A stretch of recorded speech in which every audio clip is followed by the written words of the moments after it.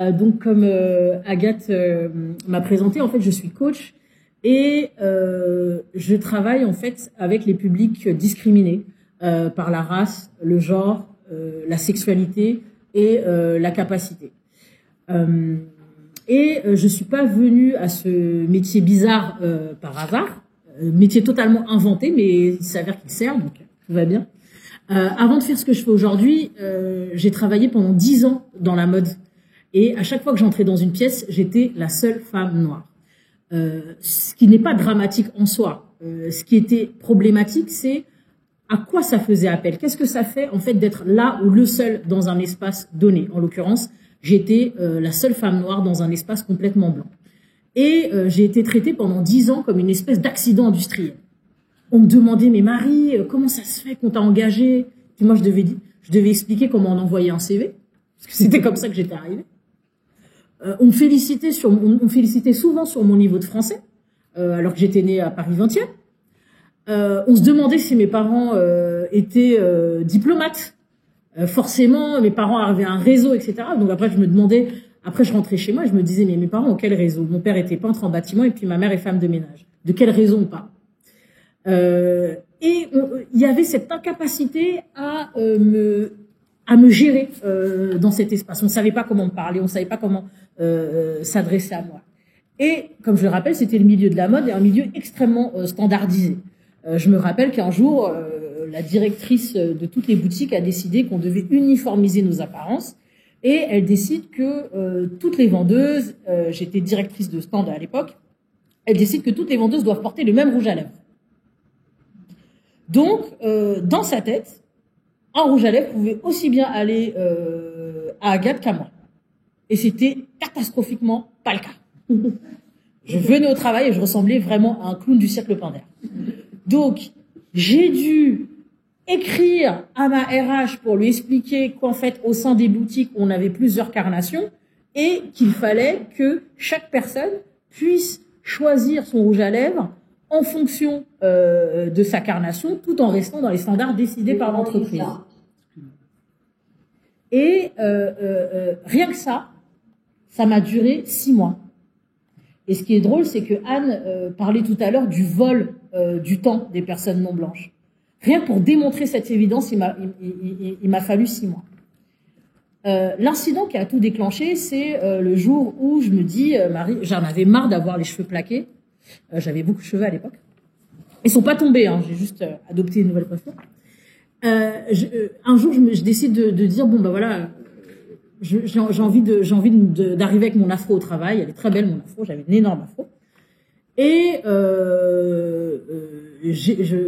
ce qui était drôle, c'est le process. C'est-à-dire que quand une personne décide de changer de coiffure, elle décide de changer de coiffure et elle se ramène sur son lieu de travail comme elle a décidé de se ramener sur son lieu de travail. Moi, ça a été tout un process. J'ai interrogé mes amis, j'ai interrogé ma famille. J'aurais dit, mais vous pensez vraiment que je peux me ramener avec mon afro au travail? Bah oui, ce sont des cheveux qui poussent sur ta tête. Et rien n'était moins évident que ça. C'est-à-dire que j'arrive avec mon afro et on me dit, Marie, la directrice de réseau arrive et me dit, Marie, cette coiffure n'est absolument pas professionnelle. Il va falloir que tu fasses quelque chose. Et c'est là que je suis allée me défriser les cheveux. Et aujourd'hui, on a plein d'études qui disent qui démontrent que le défrisage est extrêmement toxique pour les personnes qui l'utilisent et cancérigène. Et donc, je trouve que c'est un symbole intéressant pour commencer mon intervention parce que c'est là que j'ai compris que être professionnel, en fait, c'était quelque part se blanchir. C'est-à-dire que peu importe si mes cheveux étaient propres et bien coiffés, on considérait qu'ils n'étaient pas professionnels parce que ils démontraient un peu trop que j'étais noire. Donc, l'acte de me défriser, l'acte de mettre un produit toxique sur mes cheveux pour correspondre aux standards, c'est là que j'ai commencé à réfléchir sur qu'est-ce que c'était que d'être la seule personne noire au travail. Et c'est à partir de cet incident-là que ma réflexion a commencé. En 2013, en 2013, s'ensuit un licenciement. Et je peux vous dire aujourd'hui que ce licenciement a été un succès, puisque j'ai pu faire autre chose. Des fois, on a besoin de ça, on a besoin de ce type d'électrochoc. Et c'est là que j'ai commencé à réfléchir sur ce que j'avais souffert au travail, les microagressions, le déni de compétences, l'empêchement, la rémunération injuste, etc., par rapport à d'autres collègues qui avait le même chiffre d'affaires que moi, qui est arrivé en même temps que moi dans la boîte, mais qui gagnait parfois 2 à 3 fois plus que moi.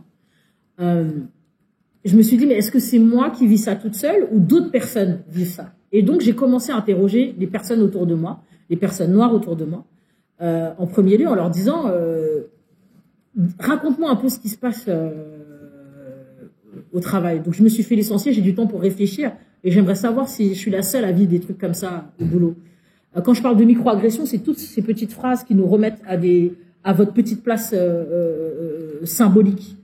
Les microagressions, enfin, j'aime pas trop ce terme parce qu'il dit micro alors que l'effet est macro sur la personne qui les subit.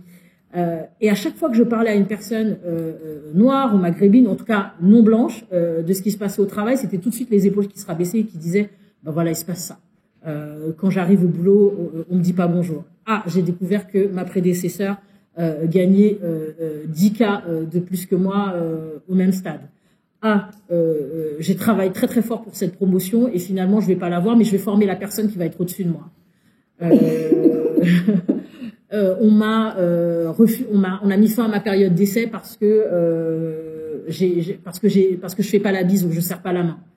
Et tout ça. Et là, je me suis dit, mais c'est incroyable, en fait, toutes ces histoires que j'ai pas pu entendre quand je travaillais parce que finalement, on était dans nos espèces d'îlots et on parlait pas de ce qui se passait pour nous au travail.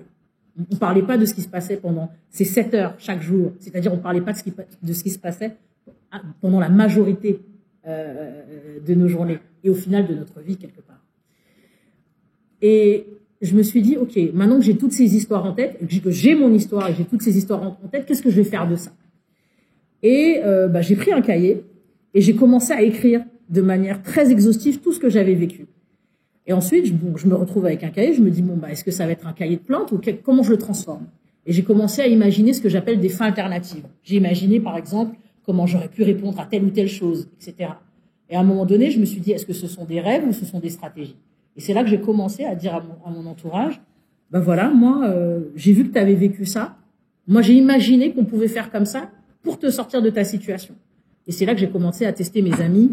Je les ai un peu utilisés comme rats de laboratoire, mais on se parle encore, tout va bien. Ils ont réussi à sortir de leur crise réceptive. Et c'est là que j'ai ouvert mon agence de stratégie et de conseils pour les personnes minorisées, comme je vous l'ai dit, par la race, le genre, la sexualité, etc. Parce que mon point d'entrée, c'est le racisme, et le racisme se conjugue aussi avec plein d'autres choses. Par exemple, je ne suis pas que noire, je suis aussi femme. Et ces deux catégories, en fait, se conjuguent tout le temps. C'est pas je suis femme le lundi, puis je suis noire le jeudi. Je suis femme et noire tout le temps. Et il y a plein de choses aussi qui s'ajoutent. Et j'ai commencé aussi en proposant des solutions d'autodéfense à mon entourage. Et c'est comme ça que je me suis dit, il va falloir que je me professionnalise. Et aujourd'hui, ça fait quasiment 7 ans que je travaille.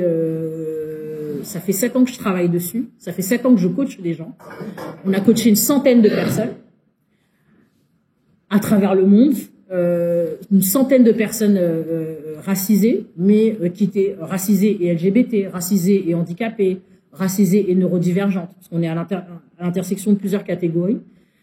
Et il y a un chiffre aussi que j'aime partager, parce que c'est un chiffre qui est un testament de la puissance qu'on peut avoir quand on prend conscience de son pouvoir de nuisance, c'est 120 000 €.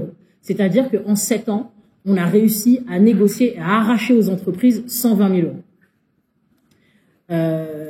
Quand je parle du pouvoir de nuisance, c'est un peu le cœur de ce qu'on fait quand on est dans un syndicat. C'est-à-dire que on se rassemble, on se collectivise et on essaie de créer un rapport de force. Ce que vous faites de manière collective, moi je le fais à l'échelle individuelle. Et mon espoir secret, c'est que ces individus renforcés, ces individus qu'on a aidés à réparer, puissent à un moment donné faire partie de collectifs forts.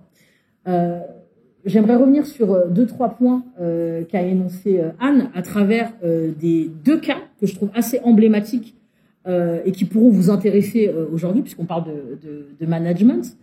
Ce que Anne disait tout à l'heure, c'est que le racisme va toucher toutes les classes sociales, va toucher toutes les catégories socio-professionnelles. Et naïvement, quand j'ai commencé mon activité, je me disais ça doit être pire, par exemple, quand on est femme de ménage, puisque j'avais l'exemple de ma mère et de mon père en tête. Sur les cas qu'on a gérés à l'agence, ça va de la coéquipière ou du coéquipier McDo au directeur marketing d'une grosse boîte. Et on se rend compte que sur les catégories socio-professionnelles plus importantes, le racisme, lui, est beaucoup plus insidieux. Il y a une thèse qu'il faut absolument lire et qui est capitale, qui est la thèse de Carmen Diop, qui s'appelle Femmes noires diplômées sous le poids des représentations. Donc Carmen Diop, elle a interrogé 10 femmes noires qui étaient diplômées et qui, avaient les postes qui allaient avec. Donc là, on se dit tout va bien. Elles ont les diplômes, elles ont les postes qui vont avec. Qu'est-ce qu'on vient nous saouler avec ça? Et ben finalement, elle les interviewe, elle se rend compte en fait du processus de minorisation de ces personnes. Ah, ok, Fatou est assistante parlementaire, mais bizarrement son placard, il est à côté, son bureau et c'est celui à côté du placard à balai. On a Justine Antillaise qui est directrice de son service, mais tout le monde s'adresse à son assistante au lieu de s'adresser à elle, même sur les plus gros dossiers. On a aussi cette personne qui était rémunérée 2 fois moins que sa prédécesseur. Et Carmen Diop, dans sa thèse, elle dit quelque chose de très vrai. Elle dit, quand les habituellement dominés transcendent la hiérarchie sociale, les habituellement dominants font tout pour les remettre à leur supposée place. Donc tout ce qui se passait pour ces personnes en termes de micro-agression, de non-rémunération ou de délit de compétence faisait partie en fait d'un processus de dire, c'est pas parce que tu es assis à notre table que tu es vraiment assis à notre table. On t'a laissé entrer, mais kiffe pas.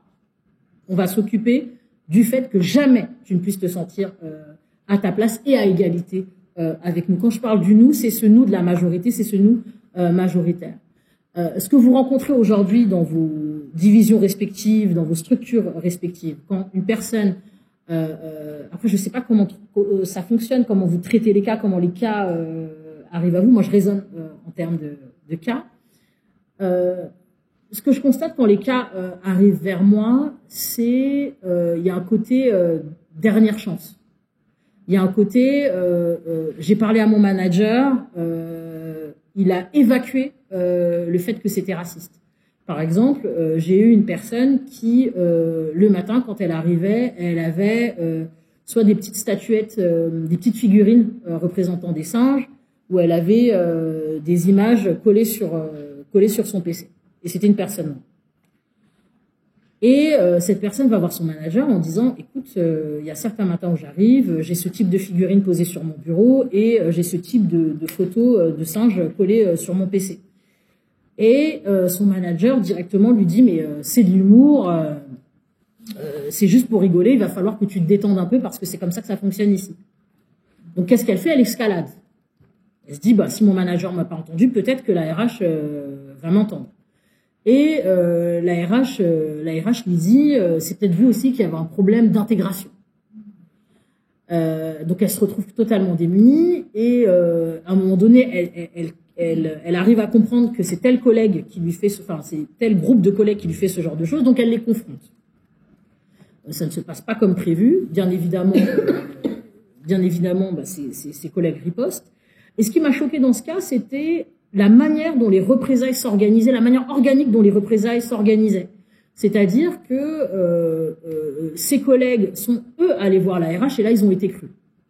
Et donc, cette personne, lors de son évaluation annuelle, a eu une très mauvaise note. On lui a reproché de ne pas s'intégrer et de ternir l'ambiance de l'équipe. Et donc, du coup, quand elle me contacte, on est à ce point-là. Et moi, je lui dis, en fait, pour votre santé mentale, vous ne pouvez absolument pas rester dans cet environnement, parce que c'est pas un environnement où vous allez évoluer professionnellement. On va pas augmenter votre salaire. Vous n'aurez pas de promotion à cet endroit. Parce que vous êtes la personne à qui on colle des photos de singes sur le PC. Et je lui dis, la seule manière pour nous, la seule chose sur laquelle on peut essayer d'avoir du contrôle, c'est comment vous allez partir et comment on va instaurer un rapport de force qui fasse que vous partiez avec de l'argent. Puisque c'était l'endroit où on allait pouvoir exercer notre droit à la réparation. Donc ce qu'on a fait, c'est qu'on a fait ce qu'on appelle de la collecte de preuves. C'est-à-dire qu'à chaque fois qu'il y avait quelque chose qui se passait, je dis on parce que je suis avec mes personnes, hein, quand on se bat ensemble, donc je dis on, mais c'est pas moi qui vis ces choses-là. chaque fois qu'il se passait quelque chose, on écrivait un mail pour présenter la situation. Et nous, ce qu'on voulait montrer, c'est que le manquement de l'entreprise a adressé. Donc, en quelques mois, on avait envoyé une dizaine de mails. On s'est présenté à la médecine du travail, évidemment. Cette personne, je l'ai invitée aussi à entreprendre une thérapie, parce qu'il y avait c'était vraiment une situation de harcèlement traumatique. On l'a invitée aussi à voir un psychiatre. Et en fait, on commençait en fait à constituer un dossier qui allait nous permettre en fait de négocier son départ. Parce que cette personne me dit, Marie, je pense pas avoir la force d'aller au prud'homme. Et je lui dis, bon, ça j'entends, c'est ton cahier des charges, je peux pas te forcer à aller au prud'homme, mais par contre, il faut qu'on tout ce dossier qu'on a mis en place, il faut qu'il nous serve de levier. Et on est aussi allé voir l'inspection du travail, etc., donc, qui a bien évidemment vu que l'entreprise était en faute, et on a réussi à négocier un départ qu'on appellerait à l'amiable, mais pas forcément à l'amiable. C'était la seule option qu'on avait pour que cette personne puisse s'en aller sans être trop en danger financièrement. Donc on a réussi à faire une transaction avec l'entreprise. Et ça, c'est un cas parmi d'autres. C'est un cas parmi d'autres. Et c'est même pas un cas exceptionnel. Et j'ai envie de vous dire, c'est même pas un cas extrêmement grave. Parce que j'ai malheureusement eu des cas à gérer beaucoup plus graves. Moi, ce qui me frappe dans ce cas, c'est vraiment la manière dont l'entreprise s'est organisée autour de cette personne pour l'écraser. C'est aussi le manque de soutien qu'elle a eu par les personnes qui auraient dû la soutenir. Son manager aurait dû intervenir. La RH aurait dû diligenter une enquête. Les personnes du syndicat de son entreprise auraient dû lui dire ah oui, elle allait voir je ne sais plus quel syndicat opérait auprès de son entreprise, mais la personne syndiquée de son entreprise lui a dit surtout ne va pas parler de racisme, on ne croira pas. Et donc elle s'est retrouvée devant une personne qui lui disait pour te défendre il ne faut pas prononcer tu peux pas te servir de la vérité pour te défendre, tu peux pas te servir de la vraie qualification de ce qui t'est arrivé pour te défendre. Et ça, c'est quelque chose que je vois souvent dans les cas que je traite. Aujourd'hui, ma position en tant que coach, c'est de dire on a évidemment besoin des syndicats, puisque c'est eux ce sont les syndicats en fait qui mettent en place qui peuvent nous aider à mettre en place ce rapport de force. Ce sont les syndicats qui vont nous aider à sortir de notre individualité. Ce sont les syndicats qui peuvent aussi faire poids avec nous. Donc évidemment que pour moi, les syndicats sont une arme formidable si on parle de lutte contre les discriminations. Mais il faut aussi constater qu'à l'intérieur même de ces syndicats, il y a aussi certaines réticences parce que les réalités qu'on vous présente dans vos cas, parfois ne sont pas comprises comme elles devraient être comprises. Et aussi, nous sommes dans un contexte français, donc ça veut dire que le racisme est un impensé. Ça veut dire que aujourd'hui, dans beaucoup de débats, c'est compliqué de parler de race ou de racialisation. C'est compliqué de dire le terme racisé. Et on est aujourd'hui sur des débats sémantiques, alors que les discriminations font peser de vraies urgences sur les personnes qui les vivent réellement. J'ai envie de dire aussi, j'ai envie de donner aussi, après 7 ans, après une centaine de cas gérés, j'ai aussi une autre définition de ce que peut être la discrimination. La discrimination, c'est ni plus ni moins qu'un projet de mort sur des populations données, parce qu'il y a toujours quelque chose qui meurt. Si ce n'est pas une mort physique, c'est une mort de la projection. Si c'est pas une mort de la projection, c'est une mort de l'espoir. Si c'est pas une mort de l'espoir, c'est aussi la mort d'un but. Et ça fait peser de vraies urgences sur la vie des personnes qui les subissent. Donc, quand si on parle de la discrimination comme un projet de mort, il faut aussi en face des mesures complètement radicales. Et je pense qu'il faut sortir de ces gènes qu'on peut avoir à parler de ce sujet. On peut avancer sur la question, on peut avancer sur la lutte contre le racisme qu'en ayant la capacité et le courage d'avoir ces conversations difficiles. C'est-à-dire qu'à l'heure actuelle, on parle toujours, et je terminerai sur ça, moi je suis toujours assez gênée quand on parle de progrès. On me dit « Ah mais Marie, attends, on a progressé ». Et puis, quand on parle de progrès, moi, j'aime bien réfléchir aussi à l'échelle de ma famille. Mon père est arrivé dans les années 70, il ne pouvait pas louer d'appartement. J'ai cherché un appartement c'est vers 2023. Force est de constater que la réalité de mon père n'était pas éloignée de la mienne. Aujourd'hui, j'ai un frère qui a 36 ans qui est considéré comme suspect juste parce qu'il sort de chez lui. Et mon fils de 10 ans me dit en rentrant d'école qu'il a failli se faire contrôler. Donc, quand on parle de progrès, ça veut dire qu'on sous-entend que sur l'histoire, il y a eu un reset et qu'on a recommencé, qu'on a bien recommencé. Or que l'histoire ne s'arrête jamais. L'histoire se perpétue, l'histoire se réadapte et les discriminations et l'oppression aussi.